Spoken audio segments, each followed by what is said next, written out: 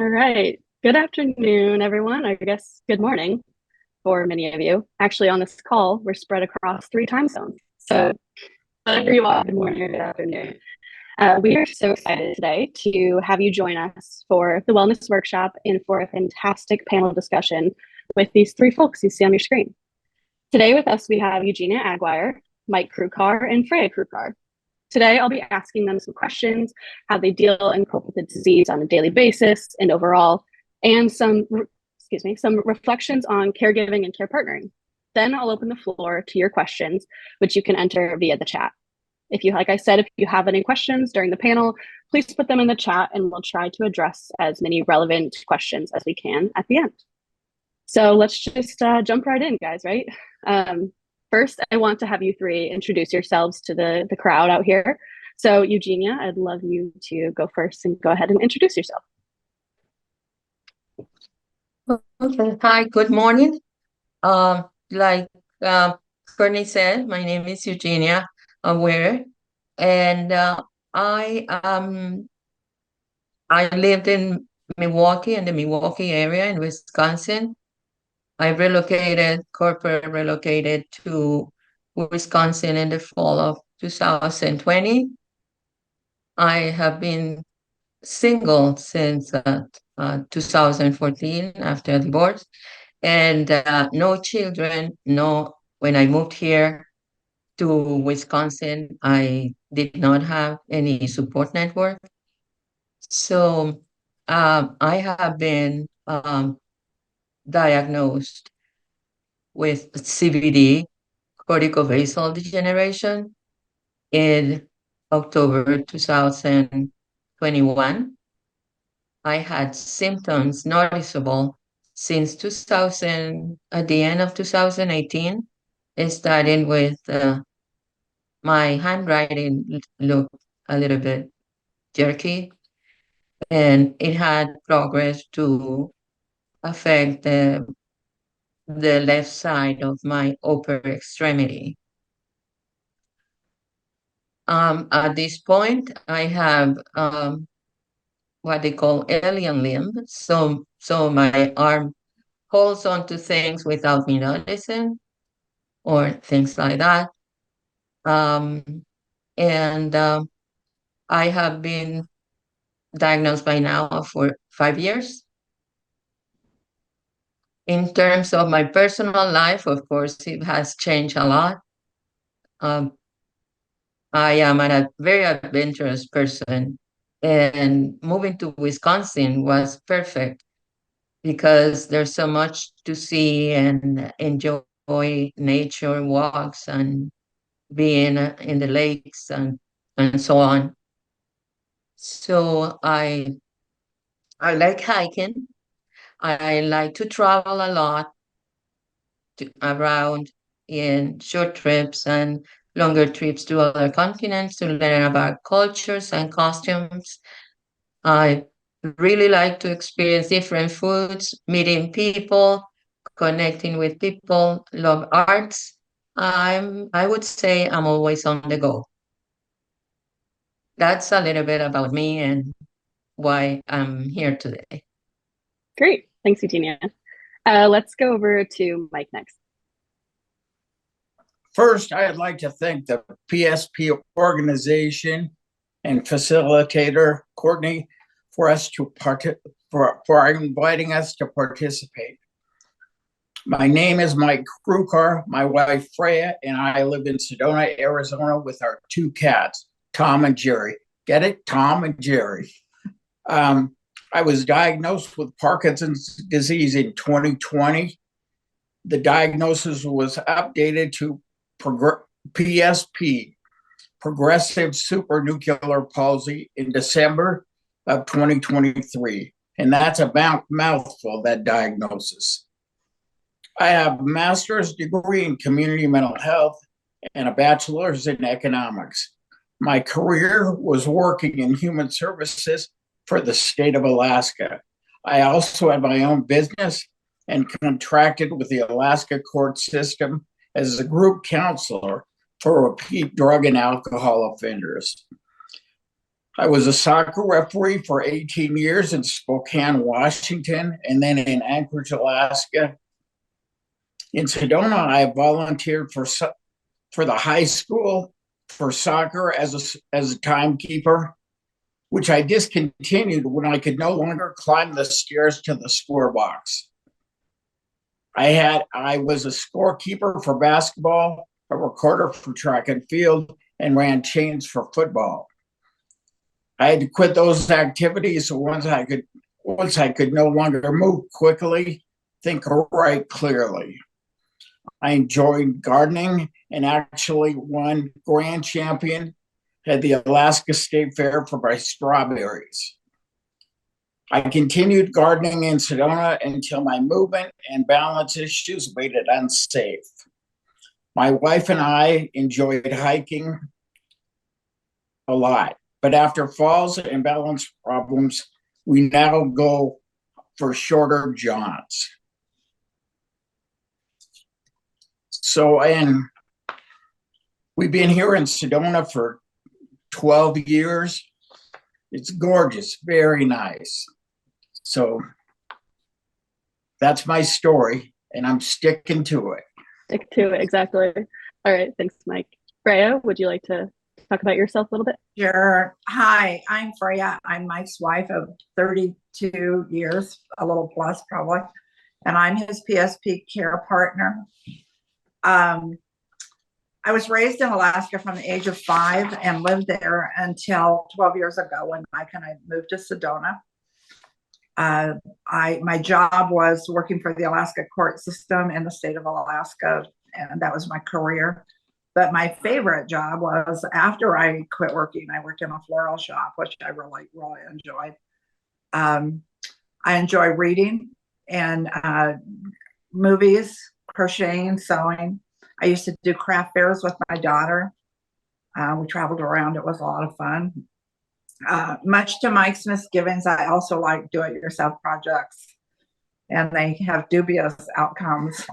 He's not fond of my projects. As a volunteer here in Sedona, I volunteered at the Humane Society of Sedona and thus Tom and Jerry, and the Community Food Bank. Mike and I enjoy experiencing different things we didn't have time to do in Alaska. Thank you for asking us to join you. Great. Thanks for introducing yourselves. It's been a treat to get to know you three. So jumping into the questions, as I've gotten to know each of you better, I have seen absolutely a very intentional positivity and acceptance of the disease journey. Can you tell everyone a little bit about how you maintain that acceptance? I'll call on Eugenia first. Yeah, great. I am not going to deny that when I got the diagnosis, my positivity, it went away for a moment. I have always been a very passionate I have a passion for life, and now I have decided that I have it more than ever. After the bout of negativity, I would say, thinking about the illness, the how, the why, and the when, I realized that it didn't matter, all those three things. What mattered was that I had it in me, and I had to live my life to my fullest and use that diagnosis as a fuel for living a better life. Even though sometimes I don't have uplifting thoughts and feelings, I transform them, feeling gratitude for being alive and found things to do that bring me joy. I have a dog, which now is a service dog, and I will get to that later. It's a beautiful standard poodle, silver, and his name is Teddy Bear. I am retired now, and because I couldn't couldn't continue with my job because also one of my symptoms is cognitive loss. I had a very good career in corporate taxes, and I had to stop. I have a very busy life though now. I exercise every day, 3 to 4 hours, walking, body workout, yoga, and drug steady boxing. That is what has permitted me to contain this illness to the point that my doctor reports there is no progress every 6 months for the last year. In addition to that, I do meditation. I am awareness of my thought and live in the moment. All these things together make me live a happy life. So people that meet me in the support groups and or in the street, anywhere I go, they always commend me for bringing joy into their lives. Yeah, I've seen that even in our short interactions. Great. Mike, do you want to talk next? Okay. I try and be as proactive and positive as possible. Since I've had 3 years to adapt to this since the initial diagnosis of Parkinson's disease, PSP was less shocking. Although living with the condition, it's made me realize the severity of the disease. Denial does not work. It does no good to ignore the challenges or wish them away. I try to make the best out of the abilities I do have and adjust to the changes in a positive way. Today, I feel as though fitness and maintaining mobility is my new full-time job. I'm very fortunate my retirement is generous and we're covered well. So we have a nice life that we enjoy. Great. Fraya, would you like to? Sure. At first, I had no idea what PSP was. I'd never even heard of it. I mean, we lived 3 years with Parkinson's, so I knew a lot about that. But when the doctor gave us the diagnosis, just the way he delivered the news indicated the seriousness of it. And then the more I read about it, I was stunned. I mean, to the point of immobility. And then somewhere I had heard that if you're going to go through hell, the only way to get through it is to keep going. And so that's what we decided to do. It's so easy to get lost in the what ifs and the whens. We try to focus on what's happening now, and but still plan for the future, and that's a challenge. Mike has a really positive attitude, and that really helps. We both try to keep our sense of humor, and we find our humor in really weird places these days, in really strange circumstances, but we still find it. It doesn't do us any good mentally to dwell on the darkness of it. I have a few close friends that I intentionally get together and share with. We go to lunches and we go for walks, and we try to keep it, we share our woes, but then we try to keep it light, try to end up with humor and some laughs.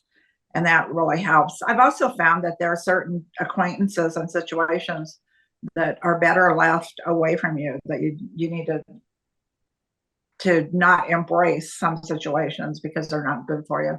And some people aren't good for you. I really like nature, and we live in a beautiful place. Sedona is a gorgeous place, and I find happiness in the health of my family. And Mike and I have a really good relationship, and we have our faiths. We're both strong in faith, and I don't think you can ever go wrong with counting your blessings every morning. And you can find them no matter what. You can find blessings, like the cat threw up on the tile and not on the rug, and that's a blessing. So thank you. I love that. Great. Okay, so moving on to kind of some more logistical questions. And Eugenia, you kind of hinted towards this. What are some adaptations you each have made in your lives? Emotional, relational, logistical. So let's go back around to Eugenia. Well, I will talk about this in the same categories that Courtney just mentioned. Logistically, every day I need to make adaptations, even without knowing it. There are thousands of daily tasks that require two fully functioning arms, and I only have one.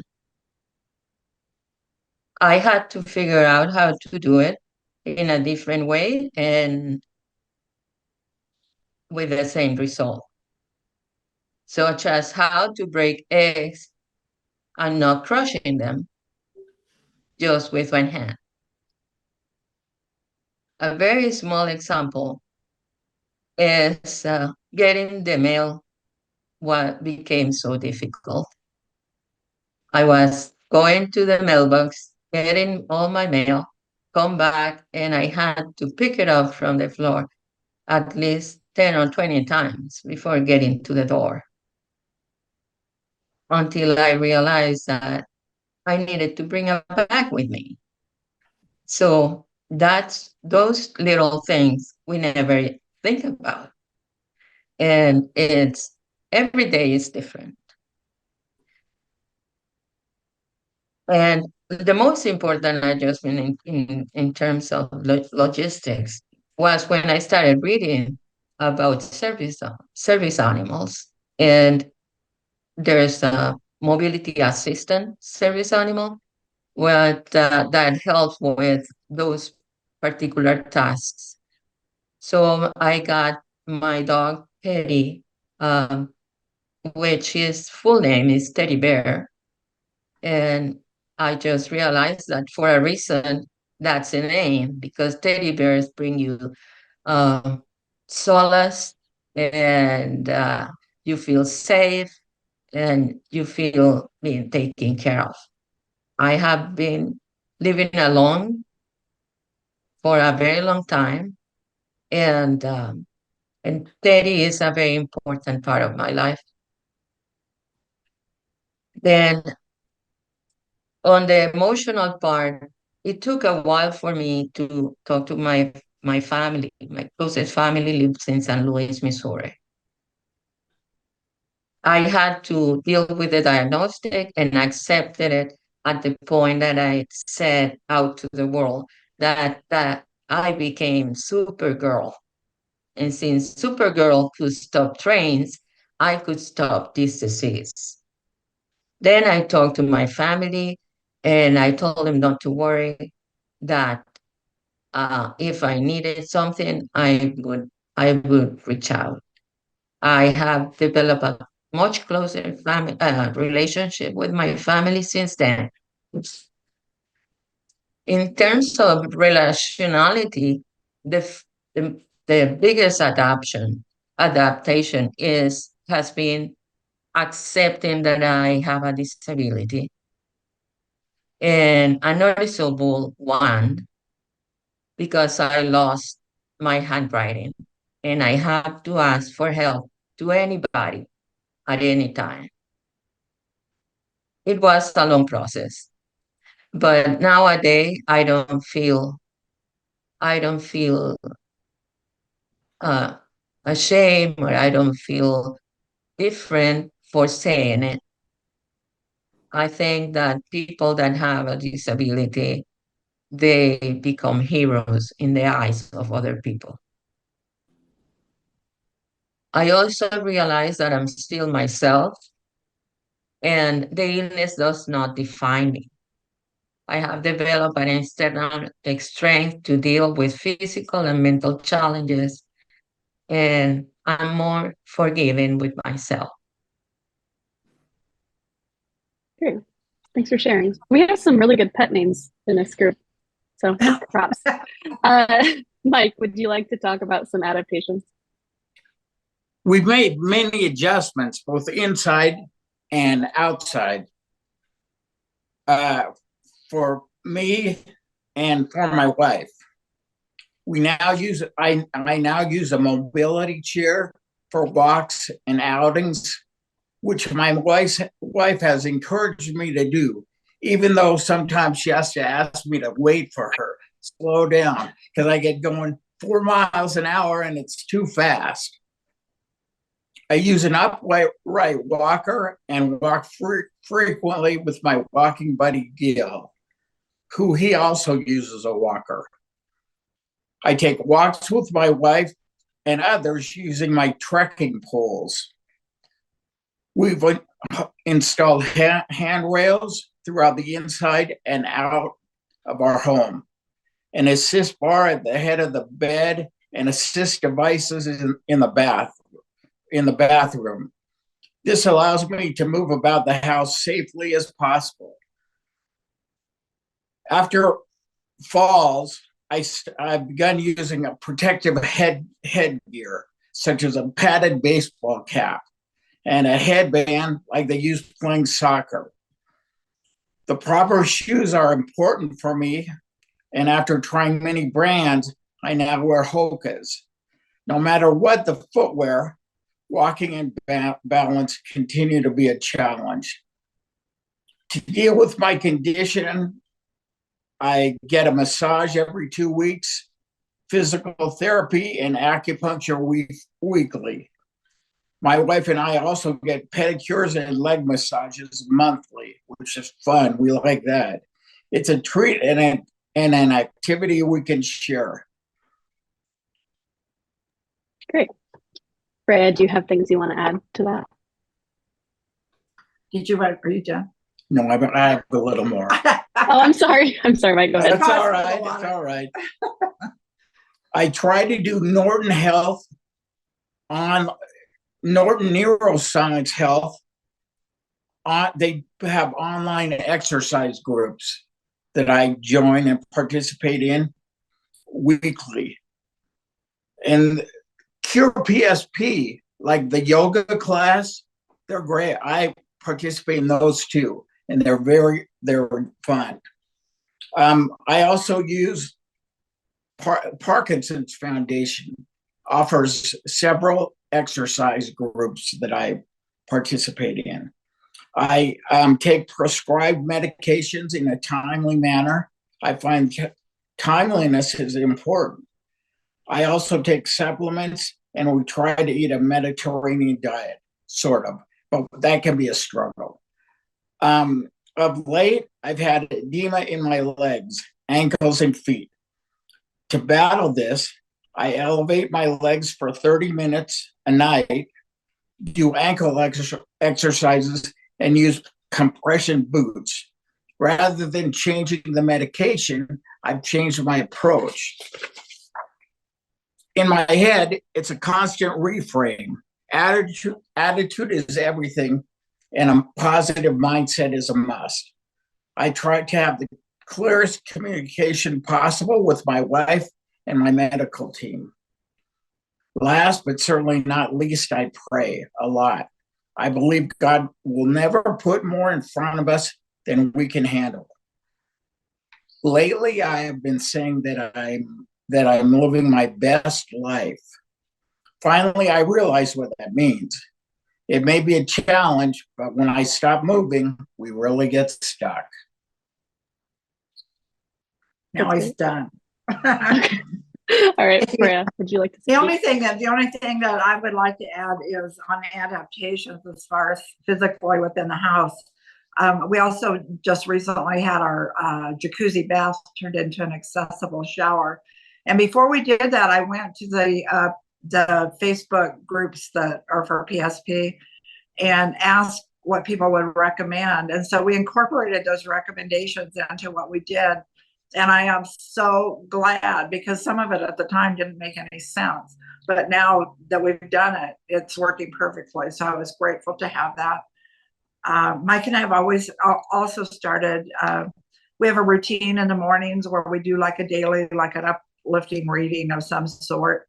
And we sort of check in with each other. What's your day like? How are you feeling? And try to get sort of centered. And that's helpful. We also have had the difficult conversations about our end of life wishes, and we've taken care of all of our paperwork. And that's actually, it's really, it makes me feel good to have that all done and behind us, so that we made those decisions while we both were able to make them, and somebody else didn't have to make them for us. I would recommend everybody does that. Thank you. Yeah, that's great. All right, and that brings us to our last main question, which, what is your experience of being a care partner or having a care partner? We've had some really interesting dynamic conversations around that, and you three have quite different experiences and thoughts on that. So, Eugenia, would you like to go first?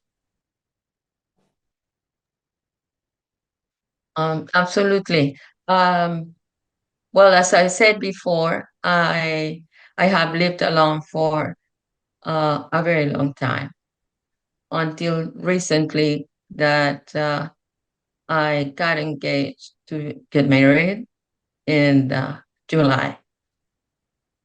So that has been the last 6 months of my life.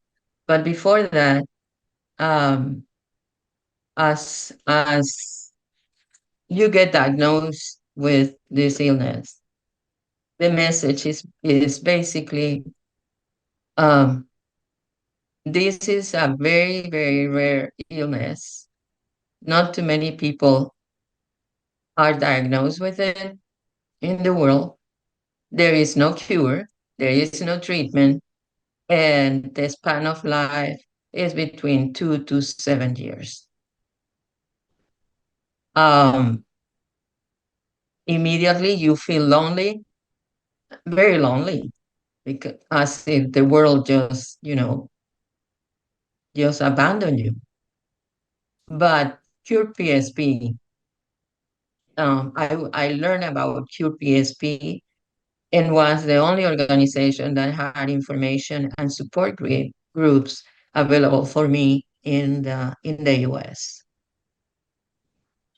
Being a patient that lives alone with no caregiver, they had they launched a group last year or 2 years ago called Flying Solo, which is for patients that have no caregiver. And that has been my monthly meeting that I try not to miss, to meet with people that are going through the same struggles, and we understand each other and support each other as if we were caregivers of each other. Also, I I now that I have a partner, and I had been very independent and kind of like live my life on my own and doing things the way I have figured out. Um, he has learned, he is very patient, and he has learned that he has to let me be, and that I will ask for help whenever I need it. Sometimes it's at a restaurant, he says, "Do you want me to cut the food for you?" And I try to do it myself. Then he has to come along because I cannot handle cutlery anymore. So it's another adaptation on how to live with illness. I expect that my illness is not going to progress, and that's my determination until the end of my life. As well as Freya and Frank, I have last year I thought about getting all my end of life documentation ready, since I don't want to burden my family with decisions that we have not talked about. And I recommend that to everybody too. Great. Thanks. Mike, do you want to speak on that next? Could you repeat the question? Absolutely. So the question is, can you kind of talk about your experience of, in your case, having to transition into having a care partner in Fraya? Freya is my partner caregiver, and she is a blessing. Her positive attitude is great. The balance between us is constantly shifting because my condition is constantly shifting as well. But I think that over time, the disease progresses, but I get stronger, and I'm hitting a plateau of coping, because coping is a key. We have learned to roll with the punches without actually fist fighting. Our life, as we envisioned it in our plans, is not going quite the way we expected, but we try as partners to make the best of it with honest communication, one day at a time. Finally, we realize that what happens to me, the patient, also happens to my wife, my care partner.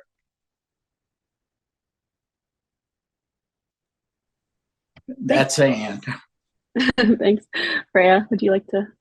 I never thought I would be a care partner ever. I'm a decade older than Mike. It was never in our plan. I didn't know how I would react to being a care partner. So far, so good. I keep notebooks on appointments and perceived changes that might be important to his doctor or to our medical teams.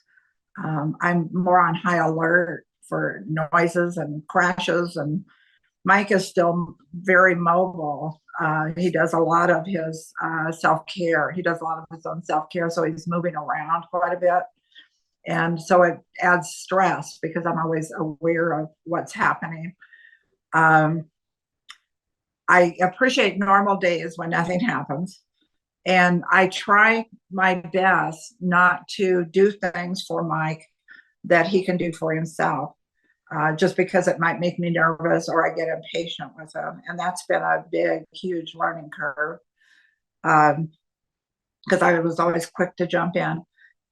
Mike's always been the positive one in our team, and he's famous for reframing everything until you just want to slug him.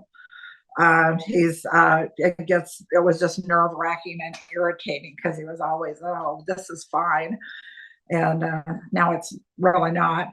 I know this might sound strange, but I feel really privileged to be on this journey with Mike. And that surprised me. That's a feeling that surprised me. He can totally trust me. He knows he can rely on me. He knows that I have his best interest at heart. And I might not have wanted to be the caregiver, but since I am, I want to be the best one that I can be. So thank you. Great, thanks. All right, we're just going to ask one Q&A question, just looking at the time. And I just want to ask you three if you've ever received any mental health treatment for depression, apathy, or anxiety. Eugenia, following our usual cycle, would you like to go?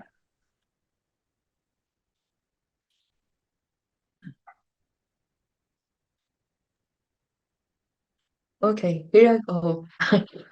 um, um, in general, before this illness, I have not received any mental treatment, mental health treatment, based on my attitude on life and my positivity and very joyful demeanor in my life. However, right after my diagnosis, my neurologist besides assign a care team for myself, including a nurse, a registered nurse, physical therapy, occupational therapy, a speech therapist, also assign a neurological psychologist or psychiatrist for counseling, which he really encouraged me to follow on that. And I did. Um,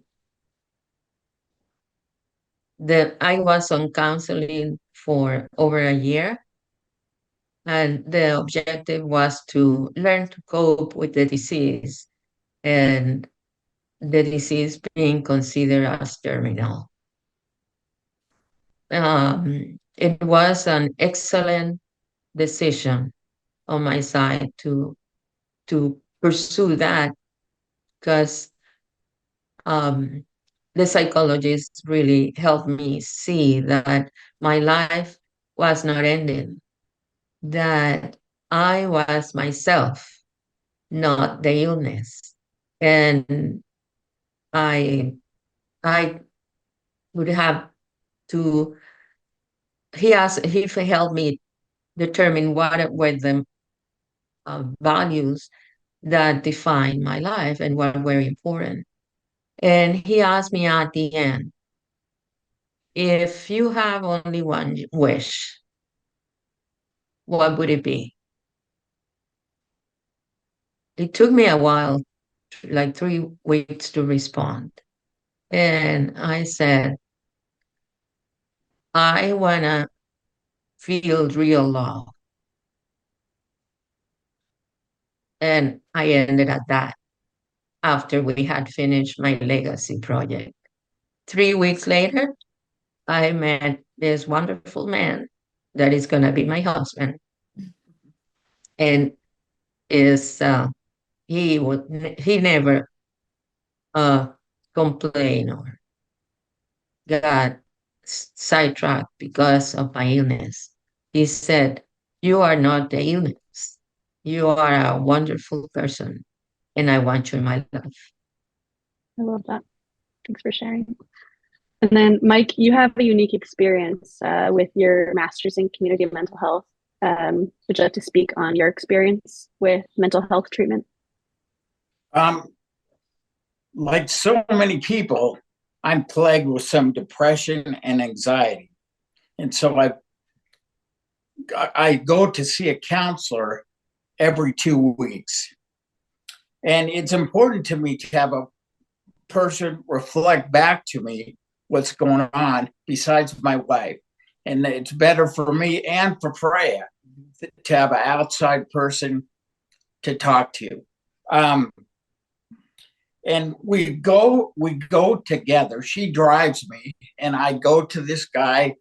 And then when we're done, Frey and I go to our favorite Mexican restaurant and have a great, what would you call it? A brunch about Whatever.